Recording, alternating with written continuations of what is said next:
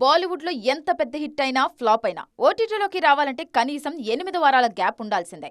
అలా లేకపోతే మల్టీప్లెక్స్లలో ఆ సినిమాను విడుదల చేయడానికి కూడా ఒప్పుకోరు అక్కడి డిస్ట్రిబ్యూటర్లు. కానీ సౌత్లో ఆ పద్ధతులు లేవు. నిర్మాతల ఇష్టం నడుస్తుందిక్కడ. ఫ్లాప్ అయితే 15 రోజుల్లోనే ఓటీటీకి ఇచ్చేస్తున్నారు. ఇష్టమైతే 2 నెలలు కూడా ఆపుతున్నారు. సంక్రాంతి సినిమాల్లో గేమ్ చేంజర్ కేవలం 28 రోజుల్లోనే డిజిటల్కు వచ్చేసింది.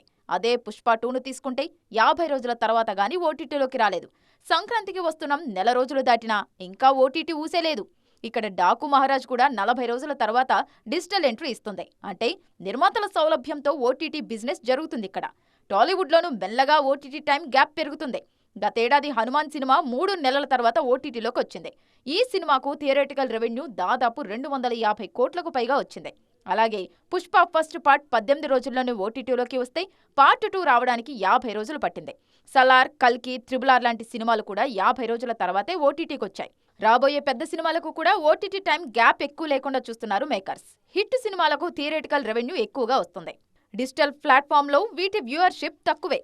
అందుకే వీలైనన్ని ఎక్కువ రోజులు థియేటర్లో ఉండేలా చూస్తున్నారు మేకర్స్. అన్ని సినిమాలకు ఇదే ఫార్ములా అప్లై చేస్తే థియేటికల్ రెవెన్యూ మరింత పెరుగుతుంది.